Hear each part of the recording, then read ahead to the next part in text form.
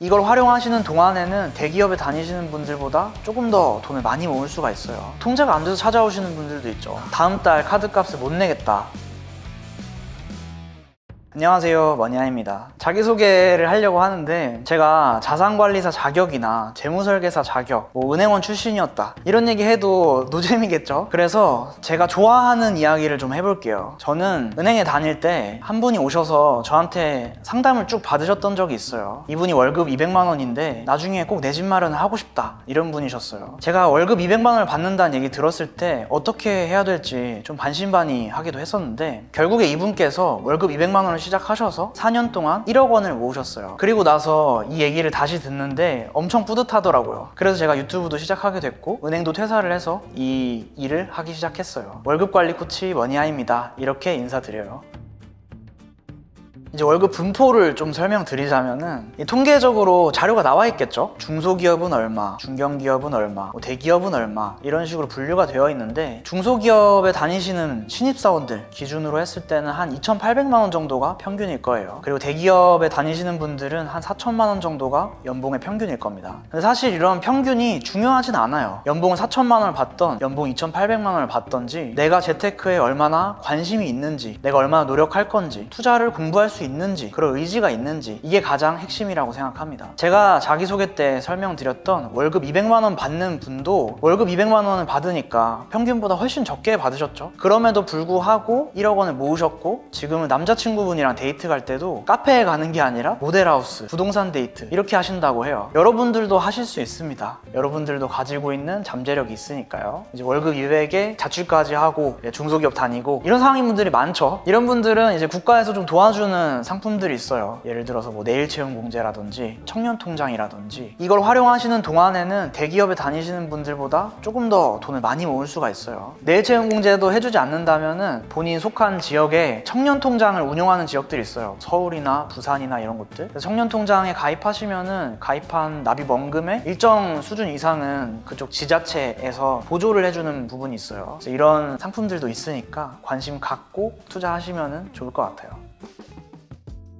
지금 월급이 200만 원 있으시고 월세로 45만 원을 내고 있으니까 월 차지하는 비중이 월세가 굉장히 커요. 그래서 지금 다음 단계 재테크 스텝을 밟으려면은 이 월세 부담을 좀 줄이는 게 좋을 것 같아요. 지금 월 200 받으시는 수준에서 버팀목 전세자금 대출이나 이런 국가에서 좀 도와줄 수 있는 대출 상품들을 알아보시면은 시도를 하실 수 있을 거예요. 이런 대출 상품들은 연이자율이 한 1.8%에서 한 2.4% 수준이에요. 그래서 만기일시 상품이어서 여러분이 딱 대출을 받으신 다음에 전세가 끝날 때 갚으시면 돼요. 그래서 한번 대출하실 때 2년 동안 하실 수 있고 10년까지 연장을 하실 수 있어요. 매달 한 16만 원에서 한 20만 원 수준이면 해결하실 수 있을 거예요. 그럼 이 전세자금을 100% 다 받을 수 없으니까 이 전세자금으로 넘어가는 목돈을 모으시는 게 첫 번째 스텝이 될 거예요. 그럼 이제 이 목돈을 모으려면은 식비, 공과금, 통신비, 교통비 이런 것들을 최대한 아껴야겠죠. 내 목표가 생겼으니까 이거 목표에 대비해서 아끼는 거예요. 무조건 식비가 60만 원이어서 너무 많다, 이거 무조건 아껴야 된다 이렇게 생각을 하시면 아마 한 3일밖에 못 하실 거예요. 작심삼일이라고 하죠. 그래서 여러분이 딱 대출을 받아서 월세가 너무 심하니까 전세로 넘어가서 월이자만 딱 부담하겠다 이런 걸 원한다 이런 목표를 먼저 세우시는 게 먼저예요. 동기부여를 여기서 받으시고 그거랑 비교를 해서 한 항목 한 항목씩 아껴보시면 좋아요. 여기서 봤을 때 제가 딱 드는 생각은 식비를 일단 조금 더 줄여보시는 게 좋겠어요. 그러니까 회사에서 이제 점심은 해결을 하고 아침이랑 저녁만 이제 집에서 해결을 하는 거죠. 이런 식으로 해서 한 40만 원, 50만 원 수준으로 한 10만 원만 아꼈다고 볼게요. 그다음 지금 통신, 공과금이나 교통비는 지금 더 아낄 수 있는 게 아마 없을 거예요. 이 정도는 아주 지금 아끼는 상태인 거죠. 두 번째는 이 통신비 10만 원은 아마 그냥 핸드폰을 새로 구매를 하시고 약정을 걸고 이런 상태일 거예요. 그래서 이 핸드폰 약정이 좀 되셨으면은 알뜰폰이나 이런 걸 활용을 하시면 매달 한 3만 원에서 4만 원 정도? 이렇게 하시면 지금 남는 돈이 잔액이 원래 34만 원이었었는데 자취하시는 거 월세도 한 30만 원 줄이실 거고 그러면은 총 50만 원 정도?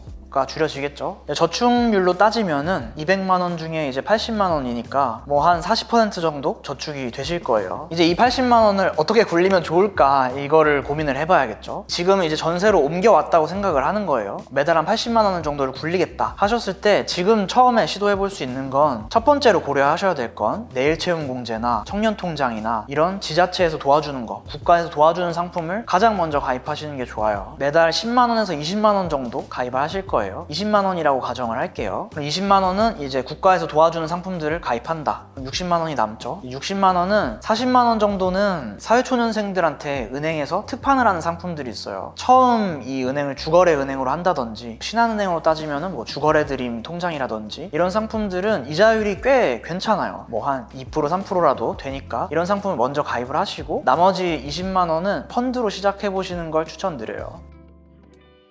통장도 나눠서 쓰시는 게 좋죠. 목적별로 이제 나눠 쓰시는 게 좋은데 총 4가지 통장 정도는 있으셔야 돼요. 통장 쪼개기라고 해요. 첫 번째 통장은 이제 회사에서 보통 만들어 줄 거예요. 아니면은 회사 처음 취직하면은 통장 어디로 할 거냐, 통장 하나 만들어 와라, 월급 통장을 하나 생기실 거예요. 이 월급 통장도 그냥 입출금 통장으로 하시면 안 되고 일반 시중은행에서 뭐 국민은행의 급여 통장이라든지 농협은행의 급여 통장이라든지 급여 통장으로 만드셔야 돼요. 급여 통장은 이율을 줄 수도 있고 나중에 환전 우대를 해줄 수도 있고 다른 뭐 여행을 간다거나 이런데 혜택을 주는 이런 상품들이 있거든요. 그래서 여러분이 처음 월급을 받는다 하시면 급여 통장으로 먼저 하나 개설을 하세요. 두 번째 필요한 통장은 고정 지출이 나가는 통장이 필요해요. 고정 지출이라고 하면 매달 정해진 돈이 나가는 지출을 뜻해요. 예를 들어서 통신비, 공과금, 뭐 월세 이런 것들 있죠. 이렇게 고정 지출 통장을 하나 만드시고 이 통장에서 신용카드가 결제되게 하시는 게 좋아요. 신용카드를 쓰신다면. 신용카드는 쓰는 게 이득인데 신용카드는 조절을 할 수 있냐, 내가 이걸 통제를 할 수 있다 하시면은 신용카드를 쓰시는 게 이득이에요.